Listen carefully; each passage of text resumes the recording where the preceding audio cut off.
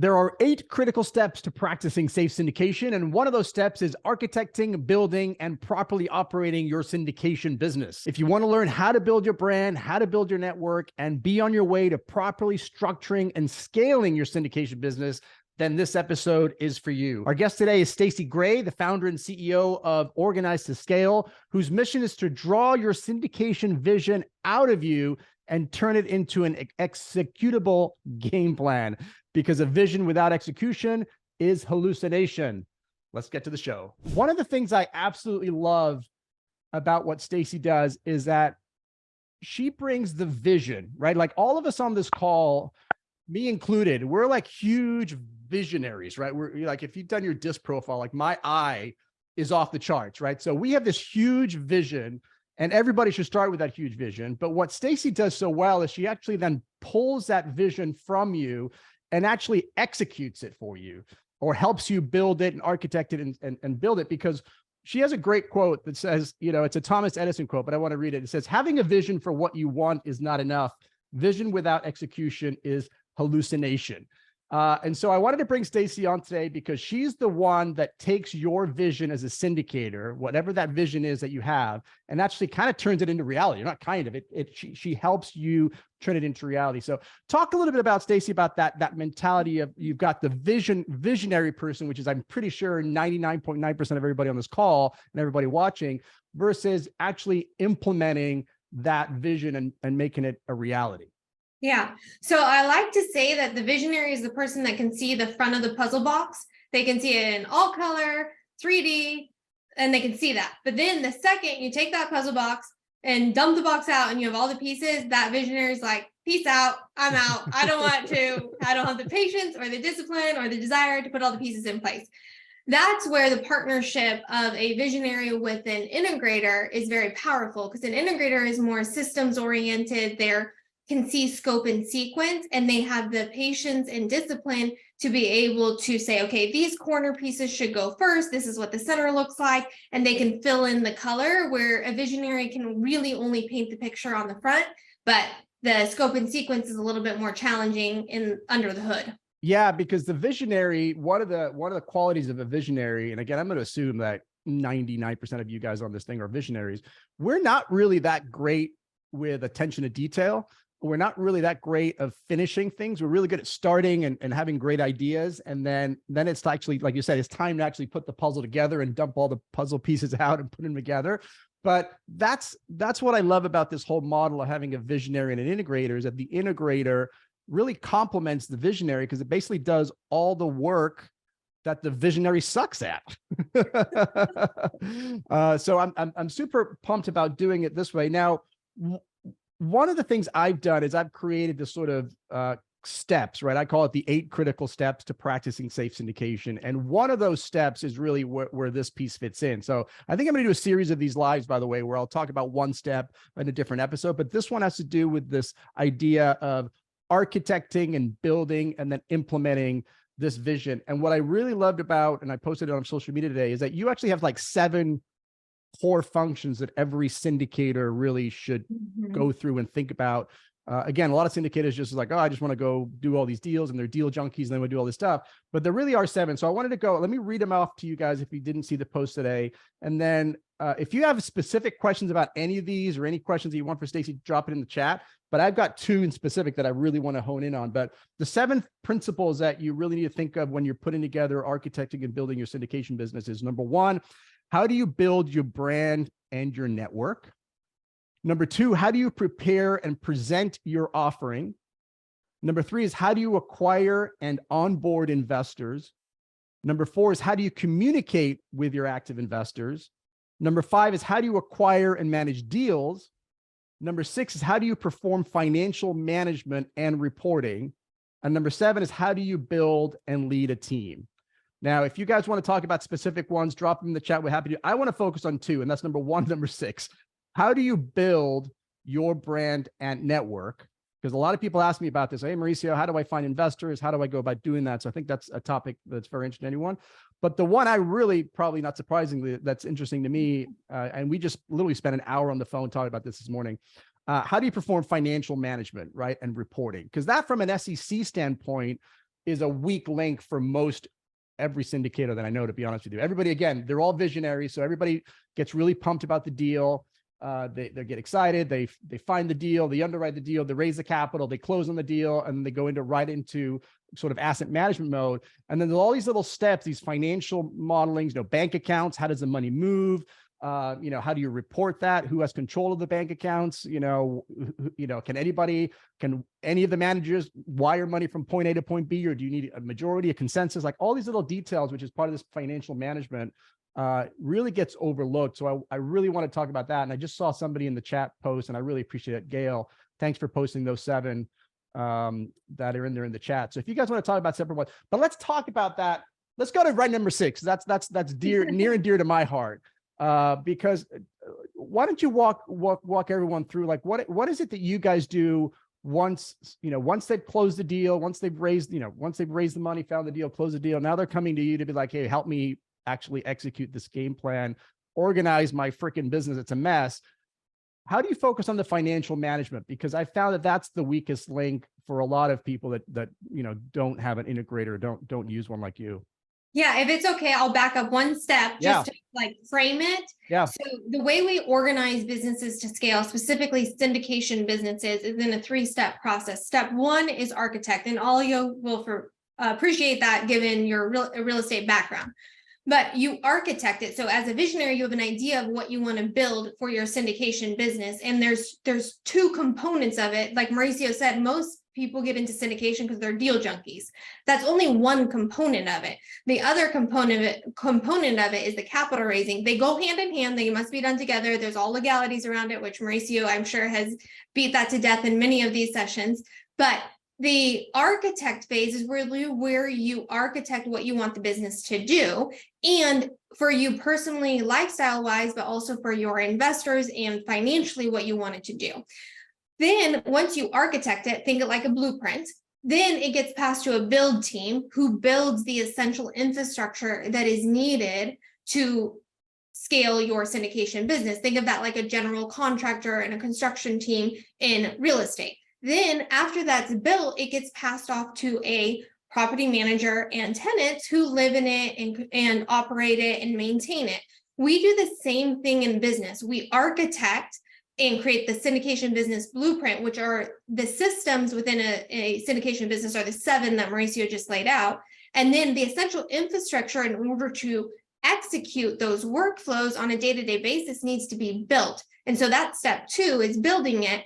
And then step 3 is where you create all the standard operating procedures and checklists and day-to-day execution protocols, and then plug people in place to pull those levers for you so that you can go out there and live in your sweet spot, which, if we're making the assumption everyone on this call is primarily visionaries in a syndication business, that looks like you being the person that is out there networking, talking with investors, getting the word out about your syndication business and your deals that you're doing. And then you're also sourcing deals. And then everything else, you're throwing over the fence to an operate team that pulls the levers and does the under the hood day-to-day execution. So with that framework, I appreciate that. That's a great summary. So with that framework, that's where these 7 core principles come into play, right? Right, exactly. And so then if we just dive deeper into the financial management and reporting, they dovetail together. So the way, a lot of times when you're building and scaling a business, there's breakdowns in workflow because there's not clear handoffs between processes. So all of the processes that are outlined actually go in order, because if you haven't built your brand and network, you don't have anyone in your funnel. If you don't have a deal that you're preparing and presenting, you have nothing to present to your investors. And if the sale doesn't happen, nobody has a business. So those 2 things are critical. And then you can follow the paper trail of money when we go into 6, financial management reporting. Well, that's a good point, because now that these do actually obviously follow a pattern, and you start with so what I was originally going to start with number 1 and then go to number 6, but maybe we start with number 6 or go number 1 and I think that's 6. Better. So the number 1 question I get, non-legal question that I get on these lives is, okay, I'm just starting out, or I'm running out of investors. How do I find new investors, right? How do I build not only my brand, but I guess more importantly, how do I find my network? How do I go about doing that? What would you Sure. what would you say to that? So I'm going to share with you some principles, because then you can take the principles and apply them in your unique situation instead of me giving you the uniqueness. So a principle is really the sales funnel. So when you are wanting to get into one-on-one personal relationships with people, there's a process to do that. And the first one is outreach. And the outreach is, what are communities that you could get involved in that has the type of target market you're interested in? So if you are looking for affluent people, maybe you join a country club, maybe you're a part of a high-end mastermind community, and all of us have unique backgrounds. So you could be a dentist, and maybe there's a dentist mastermind with all dental practices, which a mutual client of Mauricio and I does that and did it very successfully. Maybe you are a professional athlete and you have communities of professional athletes. So all of us have different networks that we could get involved in that could have our ideal investor in that community. And typically, if you're doing accredited investors, you're looking for people who are affluent. So think in terms of what communities and environments can you get involved in that have an affluent demographic that is interested in passive investing and reducing their taxes, which is typically what a syndicator is offering. So that's outreach.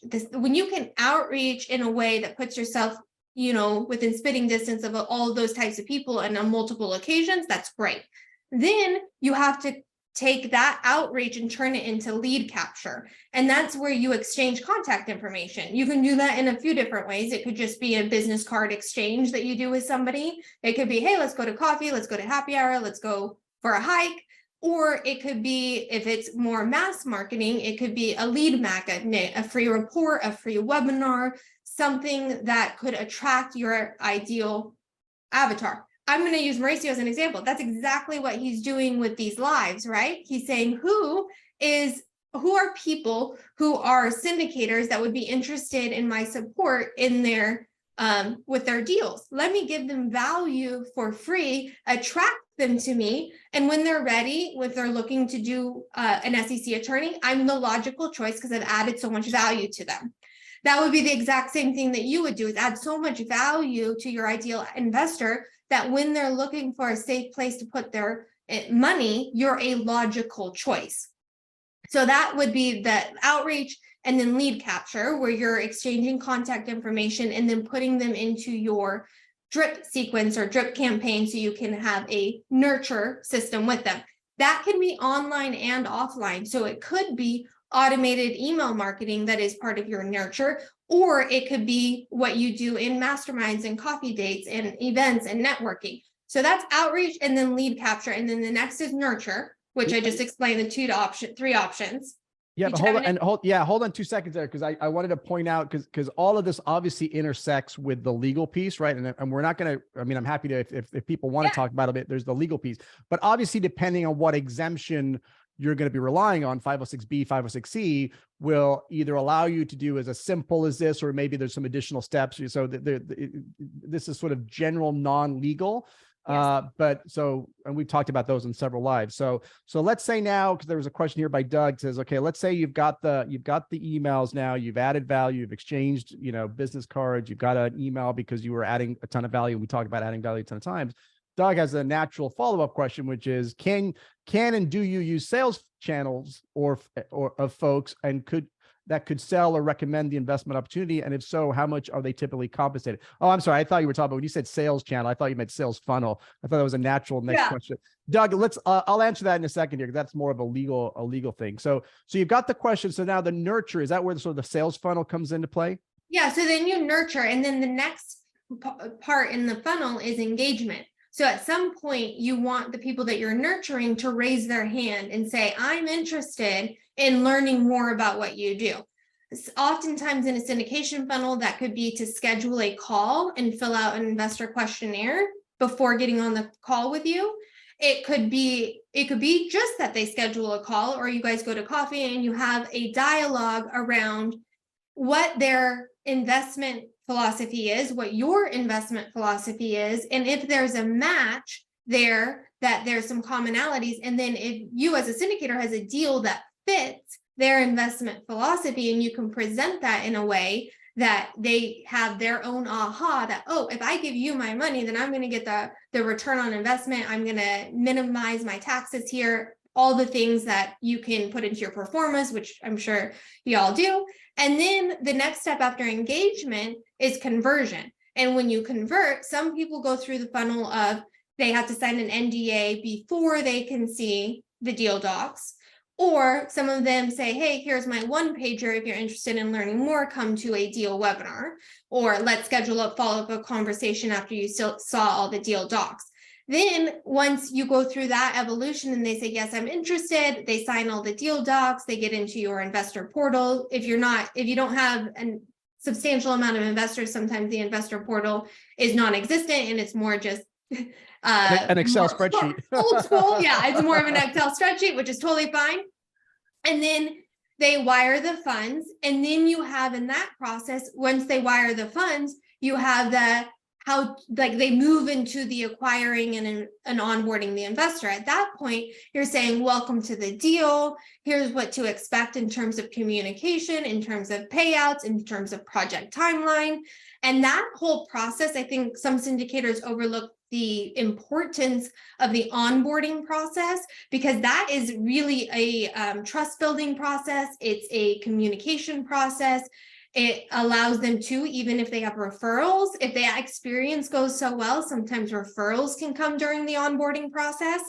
I'm moving into more of the other funnels, but basically if we just stick with the sales funnel, it's outreach, lead capture, nurture, engage, convert, meaning they're wired funds into your deal. And then the last one in the funnel is referrals, testimonials, retention. So repeat. Like if we keep, oftentimes people think the funnel ends there, but it doesn't.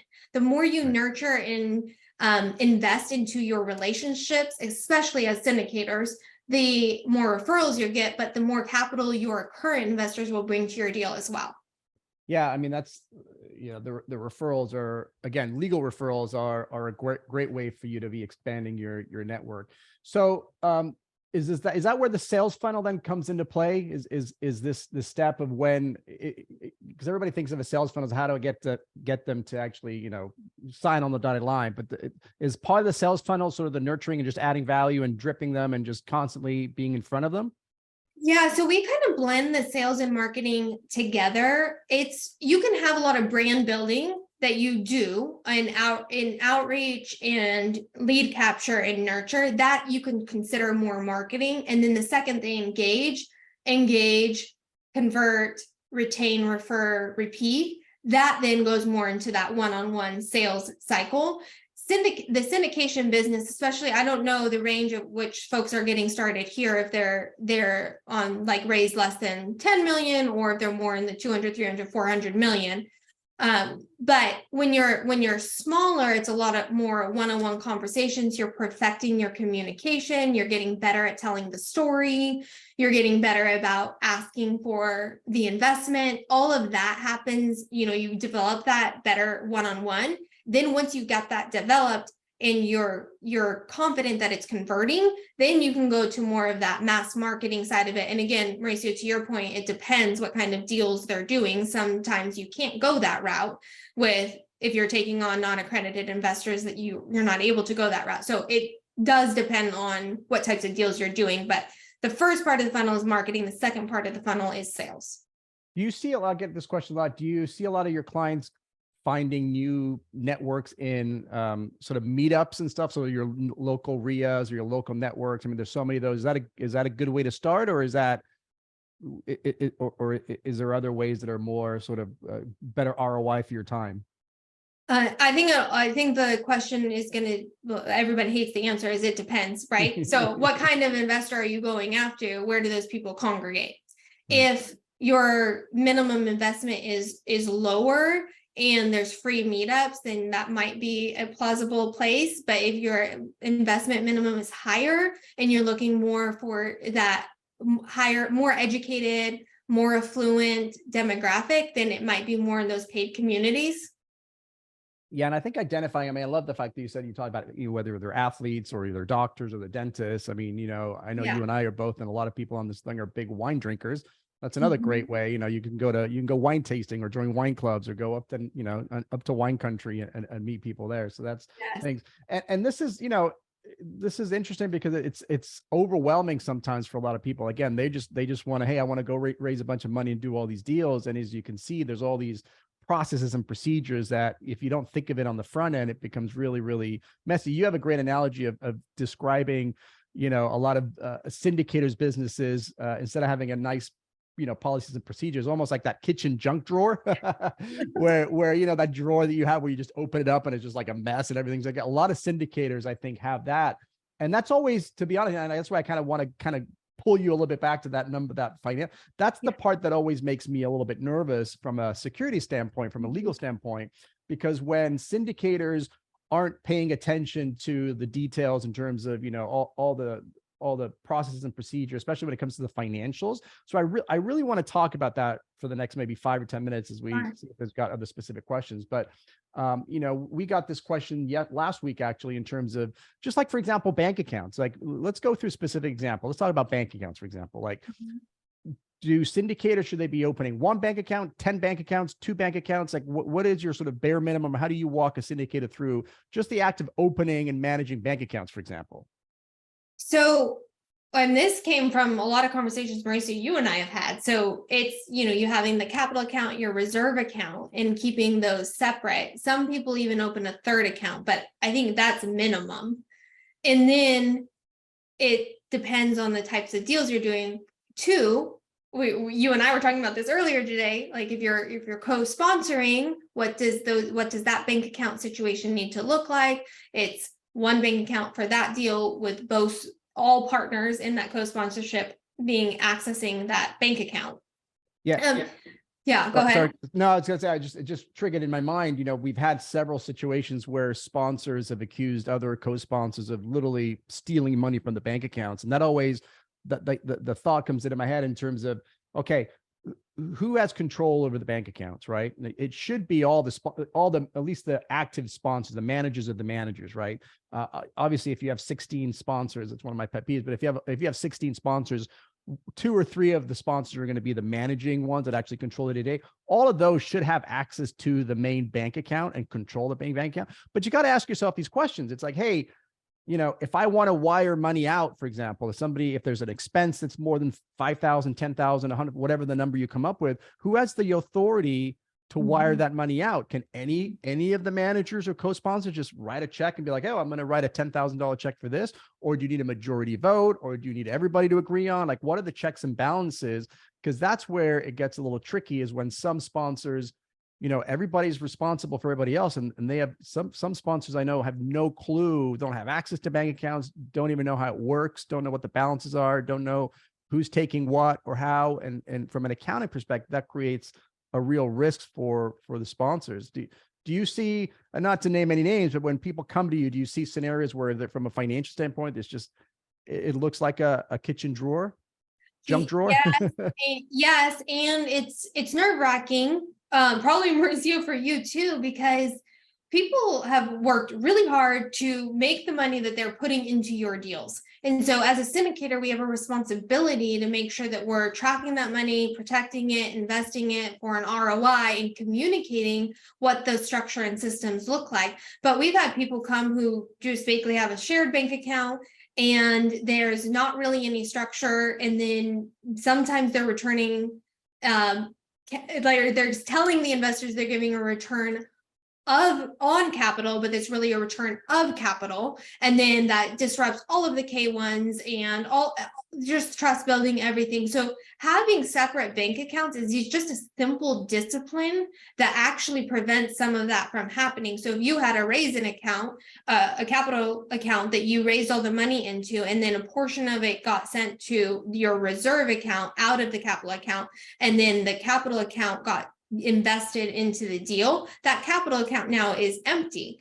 And then when the deal starts producing a return, then it can get deposited back into that capital account, but there's no confusion around how much of that capital was reserve and how much of it was a return of capital.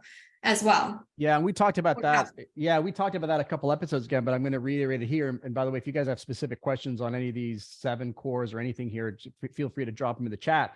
But that was one of the episodes, 2 episodes ago, I think we did the difference between a return of capital, a return on investment or on capital.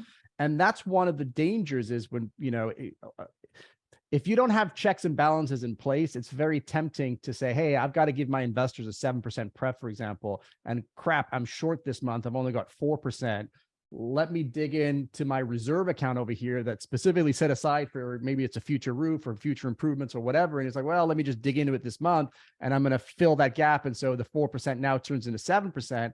You start calling that a return on investment, like what the investor thinks it is. Like to your point, the K1 gets screwed up because what all you're doing at that point is returning their capital. They're not really getting a 7% pref. They're just getting a return of capital and again, it all comes back to thinking about it on the front end, right? Just thinking through all these processes and systems so that you don't have, if you have everything, in one account and it's all just commingled into one account, it's sometimes even difficult to figure out, well, is this coming out of reserves or this coming out for operations? So I think at a minimum, you want to have an operations account, and then you also want to have a reserve account. And to your point, Staci, there's probably a couple other accounts you may have, but again, everybody's situation is different. Wayne had a question here. Is the legal process different for project-driven syndications versus funds? Do you guys treat those differently at all, Staci? If it's somebody's doing a syndication where they're buying a particular building versus I'm going to do just a general fund, do you see a difference there? So what we focus on is primarily the hub. So we think of the hub as your capital raising business or syndication business, Mauricio, whatever you want me to call it. We think of it as the hub, and then off of it, you have deals. So you could do ATM machines, you could do carbon capture, you could do multifamily, you could do self-storage, but you have basically a shared services. So you're not replicating all of the core functions within every single deal. You have within your capital raising business, you have your legal structure, you have your workflow processes, you have your bank account protocols that we're talking about here. That all happens here. And then the individual deals are unique, and that's worked out with legal. Yeah, and I think the other thing, we were talking about this earlier today too, is that, that hub, you may want to think of that hub, if you start co-sponsoring with different, that's again, this is one of the reasons that's kind of a pet peeve of mine, but when you start co-sponsoring with so many different people on every single deal, the ideal client is you've got your hub and you work with a client and you figure out all the process and procedures, and great, now you're going to go do deal number 1, deal number 2, deal number 3. But if deal number 2 is now with somebody else and now you have a co-sponsor involved and now they have different process and procedures, there's a whole host of issues that may or may not pop up with your co-sponsors. And that's what makes everything so tricky, which is why I kind of harp on this idea of like, pick your, do your due diligence on your co-sponsors, pick your co-sponsors, then just go with it. Yeah. And the other side too, Mauricio, that makes it easier from a scalability perspective is to not make all of your deals so individually complicated. If you have some commonalities between them, that creates a lot better scalability than one deal has all these waterfalls and this other deal has something else. And it gets really, from a logistics standpoint, much more complicated. Do clients talk to you every time they have a new deal, or is it primarily, again, the hub and the main sort of syndication business, and that's just your 90-day review or however many days a year you guys get together? So we actually do all 3 steps in that architect, build, operate. So we have business growth people who architect in a 3-day strategy session, the business blueprint for a syndication. And then in the build section, we have a team that builds the essential infrastructure based on how quickly, or based on the blueprint. And the blueprint is based on how quickly you want to scale, all the details that we go over in a 3-day. And then we also have all of the day-to-day execution team. So with the people who are a part of our day-to-day execution side of it, we talk to them weekly. So we're executing for them daily. We do everything from building websites to social media to setting up their investor portals to uploading documents, handling their deal webinars, handling investor onboarding. So every single deal that they have, we have a launch a fund checklist that we have, and every deal goes through that checklist. That's what Mauricio, you and I were talking about earlier, about integrating some of your legal component more into that checklist so that there's a seamless, and then same with CPAs, having that all integrated more seamlessly, because there's some gaps in the workflows that is very dependent on the syndicator to take care of. And what we're discovering, and maybe Mauricio, a little bit of what you're discovering, is sometimes that gets dropped in that section, and it then becomes a legal issue or a operational workflow issue or a brand issue, and we have to resolve that. Yeah, and I'm starting to see or notice that, because, you know, from my perspective, right, from the legal and the syndication piece, you know, our job is to make sure that the client's raising capital in full compliance with federal and state securities laws, right? That happens at the time of sale. So once you've actually sold the security and you've closed on the deal and now you're off to the races, well, that's kind of where our, you know, official job ends. Like, okay, you've consummated the deal, you've raised all the money, you've closed on the deal, we're kind of out of it. Then at some point you pick up the pieces in terms of, okay, now I'm giving everything to you as the integrator and actually to put the process together. But there's that gap in between that we're starting to notice. You know, yes, we talk to sponsors. Yeah, I'll do this. I'll make sure I set up the bank account. Yes, I'll make sure I put these yes, I'll make sure I do this, I do that. But unless they have a team behind it, it's fascinating to me, because, you know, again, I'm the visionary, right? And so we have, for example, at Premier Law Group, we have our CEO and our integrator. And that discussion is so much different from mine. Like, I'm high level. I'm like, yeah, we'll do that. We'll do this. We'll do the other. And she's like, no. We need A, B, C, D, E, F, and then they like, Mauricio, you get out of the way. Let me connect with that person directly, because there's so much follow-up and processes that needs to get involved that's just not one of my skill sets. And that's why having an integrator or just somebody on your team that knows how to take that big picture and put the processes and systems and getting the people in place is so important. Kenneth asks, in reference to bank accounts, are any of them trust accounts that need daily balancing? I don't see that in my world. Staci, do you see anything in yours? No, I haven't seen that. Yeah, I don't think you need trust accounts. The only time, so when you say trust, the only time I could see having an escrow account, which is slide, if that's the same thing you're referring to, Kenneth, and that's only if, which we never do because of this, is if you're doing what we call a contingent raise, meaning you are telling investors, look, we need to raise $1 million, but we're not going to move forward until we raise $1 million, or we're not going to move forward until we raise at least 700, meaning if we don't raise 700, we're going to call it off and we're going to return all your money. If it's a contingent raise, then generally speaking, you probably want to have it in an escrow account, so the funds are escrowed.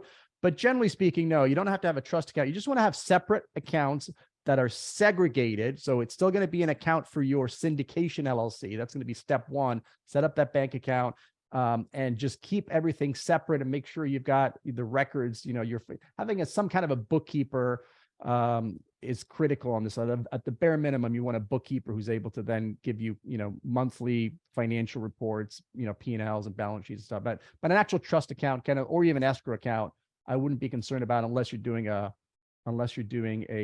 contingent raise.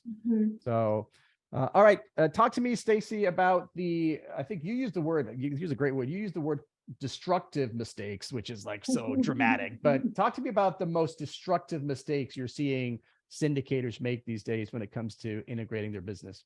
Yeah, it's not just syndicators. It's really any visionary, any entrepreneur leadership. So if any of you have other businesses outside of just the syndication vertical that you're starting right now, this applies too. Well, the overarching thing that I think a lot of business leaders overlook is culture, but that's just an overarching thing. The destructive mistake is leaders are culture creators, whether we like it or not. If we are the visionary, if we're the leader of the organization, we are the culture creators, and culture drives behavior. And then if we don't like the behaviors that are happening within our organization, within our processes, within our workflows, within our outputs, then at the end of the day, that's an indication to us as leaders that who we are being as a leader is being destructive to the output we want within our organization. So the most destructive mistake, I think, in scaling a business is understanding that in order for your business to scale and grow, it's going to scale and grow in direct proportion to how much you scale and grow. Mauricio, you and I have been friends for 20 plus years, and each of us have gone through our own evolution of thinking that it was external to us that was causing some of our business woes. And then when we finally kind of looked in the mirror and took that extreme ownership, our business is completely transformed. We had stronger leaders in place. We had better consistent output within our organizations. The culture was more exciting. We were more in our sweet spot. And I think when we both looked in the mirror and said, okay, how can I be a better leader, and who can I align with to help me scale? That was very transformational on so many levels. 100%. I mean, we were just talking about Jocko Williams' book. If you guys haven't read Extreme Ownership, that's just an amazing book. But also the book in the back that I see there, Traction. That to me is probably the number one book that really got me changing my thinking is Traction by Gino Wickman. And when people ask me what my favorite or most impactful books, I mean, that and Rich Dad Poor Dad are about the top of my list. And that's where these terminologies come from, actually, the whole idea of having a visionary and an integrator versus having sort of, a CEO or an owner. But so good stuff there, Staci. There's a question, Jared. I'm just going to ask you a question, buddy. I said, Staci, do you see a system or technology being developed that would act like a social credit score for syndicators and investors? This has got to be a blockchain question, Jared. Do you want to unmute and give some context to this question, because I'm not sure where you're going with it.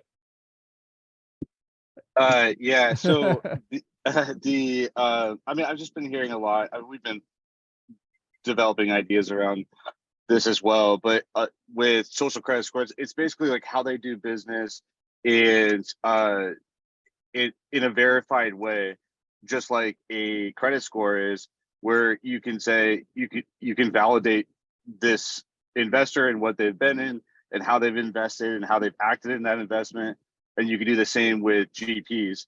It goes a long way. Having something like a social credit score with GPs specifically would go a long way in expediting the due diligence process. Got it. So you're talking specifically about, because one of the questions I get a lot is, well, hey, you've got to do your due diligence on the sponsors, right? And so you got all these things you can do. Well, how do you go actually about doing it? Because we always talk about doing due diligence, but what exactly do you do? Do you talk to other investors? Do you do a criminal background check, like all that stuff? And you're suggesting, which I think is definitely something that would eventually come down the pipeline, which is there a way to store all that in, like all the referrals, all the information, all the background information, store that in a secure way so that when somebody's looking to do business with you, they can easily access that on I'm presuming you're talking about blockchain. Yeah, I'm definitely talking about, of course, yeah. I'm talking about blockchain, but Staci, I'm a blockchain developer, so Mauricio knows this well. Yeah. But yeah, no, we have been developing this out for quite a while, where just to purely expedite the due diligence process. But you do have a lot of syndicators who will say, I've raised $250 million or whatever. In reality, like when you talk to everybody, they've actually only raised a very small fraction of that, but rather they've been on a team that has raised 250 million. And that's like, that's very different, because they're misrepresenting their actual abilities versus what they did on a team, if that makes sense. Yeah, and I could see value in this too, even further than just the rate. It's kind of like Uber, right? Or Lyft. You can rate the driver, but the rider also gets rated. And so it's a two-way rating system. I think the value of it also from a syndicator's perspective. So I think co-sponsor, what you're alluding to is are you going to co-sponsor with someone who's legit, or are they not legit? So that gives you the ability to have that visibility. But also at scale, when a syndicator is really at scale, sometimes they have to cut off, like Kenny, his deals sell out like that.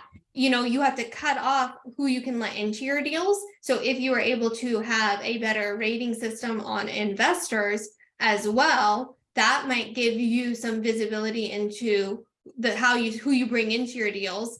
And maybe Mauricio, you can tell us if that's legal or not. But that could give us a little bit of, more control over our deals. Because we've all taken on investors that we are like, oh, I wish I did not have this investor in my deal. And there are people who invest in sponsors who, Yeah. wish they know that way stuff. But that brings up an idea of, do you coach your clients as to how to get that information, their resume, right? Your clients have a resume. That's one of the questions I tell people to pass invest to ask. Hey, what's the experience of the syndicator? How many deals have they done? Do they have experience in this asset class? Do they have experience in this marketplace? All these questions that, and it's not just me, a lot of people are putting these questions out. So there's all these questions that limited partners have about the sponsors. How can the sponsor get in front of that and have that information available for the LPs so that when they have these questions, you can say, hey, look, this is not my first rodeo. Hopefully it's not your first rodeo. Hey, I've done this before. Not only have I done this before, I've done this particular asset class. I've done this particular market. I've done this. Does that come across with your syndicators? So a lot of the syndicators we worked with, there's like tight-knit communities, which Mauricio, you know this, and probably everyone on this call, like the syndication community is pretty tight-knit. And what I have seen though, is where people put out material, like the top 10 things you should ask an LP, the top 10 things you should know before co-sponsoring, that ends up attracting people to those syndicators who are interested in doing those types of participating in those types of opportunities, but also weary of it for the same reasons Jared was just bringing up the idea of that technology, is to have that confidence that you're actually getting involved with somebody that's credible. So I think there's ways to use kind of education or outreach marketing, if you will, to almost educate, but also attract what you're looking for. Yeah, Mustafa was even saying, sorry, go ahead. I wanted to touch on that a little bit, because this is something that we've been actively testing right now, which is where we do these data dumps, and it's really important that the data is verified. But we do these data dumps from GPs into our AI, and then the LPs just ask the AI questions, and the AI is specifically only programmed with that fund or that GP or whatever the inquiry is. To their link to their data. They just ask questions and then it'll back and spit out reports, spit out metrics, numbers, experience, however deep the user wants to dive with questions. And that's really fascinating. Yeah. So, but how do you ensure that the data that you're feeding the AI is actually accurate? Meaning, if it's coming from the sponsor, how do you know the sponsor's not embellishing? Because if the sponsor's only done 2 deals, but it's saying, "Oh, I've done $250 million because all my co-sponsors," they're gonna, it's like, I don't want to say garbage in, garbage out, right? Like you've got to feed the you've got to feed the AI the correct info. How do you ensure that you're getting the correct info from the sponsors? Well, so what we're doing is we're actually building project management software, property management software, asset management software, workflow management software. So when they act on our system, we can automatically verify that that's true, especially on the project or property management side. But for people who are coming outside of the system, that information has to be verified. Some of it could be verified with their property management data. Let's say that they were on Appfolio or something like that. And we can use that. We can also interview LPs if we really wanted to, IRS documents. There are official documents that we can obtain to verify the data, but the one true way to verify it is for them to operate on our system, which is built on blockchain. So once that data point hits the chain, it's immutable, and we know that it hasn't been tampered with or manipulated to any degree. Yeah, no, obviously once it hits there for sure. Staci, talk a little bit about the last one too, number 7, because one of the things we talk a lot about, not a lot about, but one of the things we talk about on this channel is scaling. Obviously your company's called OrganizeToScale. So obviously we're talking about scaling, but in terms of building and leading a team, talk to us about how your syndicators go from doing it all themselves and jumping and hiring the team. Does that happen early on? Is there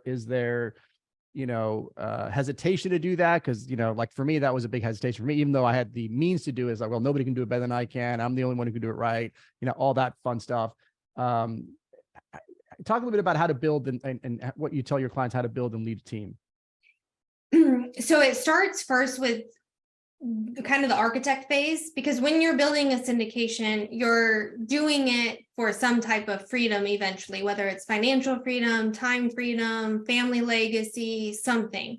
And there's some strengths that you have that you are uniquely positioned, uniquely qualified to do. What we have to do is narrow it down to what that is. It doesn't mean it's the only thing you're going to do, but we need to know what that looks like for you.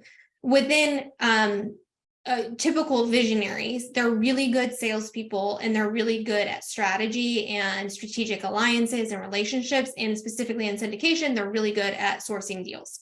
That's usually a really strong sweet spot for a visionary of a syndication business. But as we know, when you're getting started and you don't have revenue coming in yet, and all of that, you're usually wearing more hats than you want to wear, spinning all the plates. And then eventually, when you put pressure on that infrastructure and you don't have any more people or personal capacity to go around, you start getting either experiencing burnout or imploding under the pressure of growth. So at that point, and what we do is anticipate that point before it comes and say, okay, let's do a delegate and elevate. What parts of what you're doing right now you're going to keep, and what's the next key hire? It could be that the next key hire is a COO to run all of the operations, and you're going to keep acquisitions and sales. Or it could be like, actually, my sweet spot is not acquisitions. I want to outsource that side. So I'm going to hire an acquisitions person. They're going to handle that part of it. I'm going to still handle sales, and I'm going to outsource operations. So it's a little bit of a chess game, and it's dependent on who the king or queen is. Like, what do they want to do? What route do they want to take? How are we going to protect them, their energy, their psychology, and their ability to generate revenue? And then how are we going to put systems and people in place around them? Some of the times when you're scaling, you don't need that many people. You just need more system. Because if you can have more systems, you have more operational efficiency, and you can have your overhead in terms of manpower be less than hiring more people, throwing more people at process problems. So we put an emphasis on making sure the processes and systems are right, so that we can plug people in to do it consistently without there being a revolving door of people, or us ever feeling like we handed it off and then we have to step back in and do it ourselves. Anyone who has a business probably has gone through everything I just described, because it's typical of an entrepreneur's journey. Yeah, it's so funny because originally that's so true that when you have systems and processes in place, that can actually make you have less need for less people. Where I was actually going before you said that is, I wonder if people realize that they need more people once they have processes and systems in place, because they go from having that kitchen junk drawer that is, they don't even realize how much work needs to be done. But I mean, I've seen some of your presentations where you're like, well, this is what we're going to do. Boom, boom, boom, boom, boom, boom, boom, boom. And like, that could be super overwhelming for any business owner. And I think that's when people are like, crap, I can't do all of this stuff myself. Like, I don't have time to do this. I want to focus on this stuff. And that's when people start thinking, I really should start hiring, people. Yeah. What's that first hire, by the way? Is it the executive assistant that most people do, or what's usually that first key hire if you're doing this on your own and you're just kind of starting out? Yeah, it depends. Some people go the VA route. That ends up requiring a little bit more management on the syndicator's part. And that can be, if you're bootstrapping it, it can be great. If you're not, then it can be a little bit more distracting than keeping you on your main focus. But what we do is more the fractional COO model. So if you could get somebody who takes 90% of all of the operations, administrative, marketing side of things, and then you really focus on that, the engage, convert, retain, repeat, and deal sourcing side of things, then that leaves the syndicator really in the sweet spot that they want to be in. And then they're able to leverage the utility of other resources to handle the front part of the marketing, and then also the investor onboarding, communication, some of, pitch decks and executive summaries and emails and all of that kind of stuff. And do people start from all over the place in terms of where they start? I mean, do you have any clients, for example, that just start as being purely the visionary and they already kind of hire the whole thing out? Or does everybody kind of start as sort of they're doing it themselves and they slowly work their way up? So a lot of people who come to us, they've tried it they've attempted to do it on their own. They're overwhelmed. It's their business looks like the kitchen junk drawer. They feel like they can't keep operating like this. They need better structure, better systems, better people in place.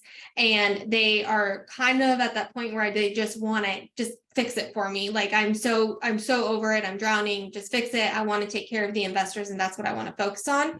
Those people are really much simpler for us to help, because they're so ready and they understand the value of systems because they've operated without systems. So they understand they can't really scale without them. So that's helpful. And then you have people who come to us who have already had very successful careers. Like, they're the CFO of a $1 billion publicly traded company, or they have multiple family offices, or they have something and they are a successful investor. At that point, they don't want to do it again. They've already done it. They know what it feels like. They know what it looks like. They're ready to get the support, and they're confident in their ability to sell. So they have no problem plugging in the overhead into their structure. Though that is one group. So that's another group. So that's kind of two groups. And then you have the people who are well capitalized and they don't know what they don't know, and they just want to do it right. They want to make sure their I's are dotted, their T's are crossed. And that group can come, and it's a clean slate, because if they're confident they can sell, we can just set up the proven processes that we use to operate syndication businesses and just plug their uniqueness into it. So their unique vision, their unique voice, their unique funnel into the proven process. And it's kind of more turnkey for those folks at that point. Yeah, and what I wanted to encourage people is to, I interviewed Brandon Turner from Bigger Pockets, I think last year or something, and he talks about that the mindset pyramid, where you start as do it yourself, then you kind of move into a manager role, then you move into COO, then you move into CEO, and then you move sort of the top of the pyramid, which is the visionary. But he says you don't have to start at the bottom. You can start at the top. You can start right off the bat at being the visionary, and that's what he did, which is really impressive. And so. But you can only do that if you're planning, like to your point, if you're thinking through these 7 core principles and you're thinking about things, you have that vision from the get-go. And that's what he did. He just had the vision, like, I don't want to do any of this stuff. I'm going to hire this person, this person, this person. And the beauty of what syndicators do is that you can pay for all of this from your deals. Like, hey, how many deals do I need to do to get enough acquisition fees, to get enough asset management fees to support having this person, this person, this person, this person. So that's some good stuff. So, well, and then Brandon Turner, though, had experience. Right. That's where you're going. Yes, exactly. He'd already gone through all that stuff. He knew what it took. And he's like, I don't want to, he started his other businesses, do it yourself. And he's like, I don't want to do that. We're almost out of time. I actually want to answer Doug's question, which is more of a legal question. So before I do that though, Staci, first of all, thanks so much for taking, I know today was super busy. Tell people where they can find you, best places to find OrganizeToScale, your company, or best place for people to find you. Yeah, I have a webinar that I did that goes a deeper dive on the 3-step process and actually dives deeper into those 7 core functions of a syndication. So if y'all are interested in that, it's free, and you can send an email to scale@organizetoscale.com and get a copy of it. Scale@organizetoscale.com. Scale@organizetoscale. I can type it. Put it in the chat. Why don't you put in the chat while I answer Doug's question, because this was I don't know if this applies to you. I thought it was a sales funnel question, but Doug asks, can you use a sales channel of folks that could sell or recommend the investment opportunity? And if so, how much are they typically compensated? So this question, Doug, it has to do with basically paying referral fees for recommendations. So we talked about outreach, which is what we started the live with that Staci went through. So you can do your outreach. You just can't pay anybody to bring you, investors and stuff. I guess you can pay somebody to bring you an investment opportunity, right? So if somebody finds a deal and says, hey, I'm going to, if you find me a good deal, I'll pay you a finder's fee, or maybe I'll keep you in the GP for 5% because you found this amazing deal. That's fine.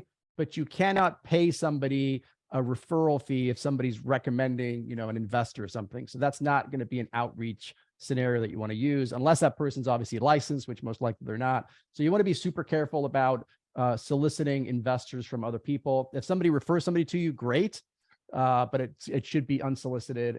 But now that I'm reading your question, I think you said sell or recommend the investment opportunity. So I guess it depends on if that's an investor, that's a no-no. But if it's a deal, if you want to pay somebody to go find a great, somebody scores a great opportunity that was off market and it was just ended up being a great deal, you can certainly compensate that person for bringing that in there. So, all right. Well, there it is. Thanks, Staci, for doing that. Thanks so much, Staci. I know today was super busy for you, so always good to see you. And you do have you have a seminar coming up, I think, in Dallas, right? Why don't you tell me a little bit about your seminar?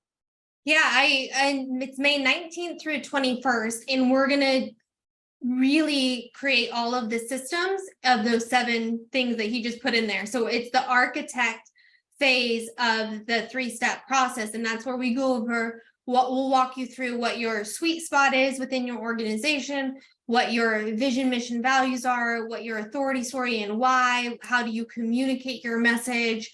We're going to go, that's all day 1, which is vision building. Day 2 is process mapping. That's where we're going to dive into those 7 core functions and then map them out specifically for your business. And I'm going to put up on the stage what the proven processes are, and then there'll be nuances based on the structure of your specific deals and how you want to do it. And so we'll walk through what those variabilities could look like. And then day 3 is really what are you going to get done in the next 90 days. So we run businesses in 90-day cycles, and the first 90 days is really getting your infrastructure dialed. And sometimes you already have it set up, just like if you were to buy a house, you have something set up, but there could be, hey, the plumbing's a little off, and hey, we need to repaint it, and let's move this wall here. So then that could happen. And then we just map out what your 90-day execution plan is going to look like so that you can hit the ground running with clarity and knowing what you're going after and making sure that you're moving towards your, big, hairy, audacious goal in the end, instead of feeling like you're running around playing whack-a-mole in your business and just putting out fires as they emerge, instead of, having a more thought out strategy for it. Awesome. Well, looking forward to that. Thanks, Staci, for coming on. And we'll be back next week with an AMA. I think last week's AMA was really awesome. A lot of great questions. And so we'll do that next week. If you guys have a specific legal question, whatever, I'll be on here answering your questions, and we'll see you next week. Thanks, everyone. Bye, all.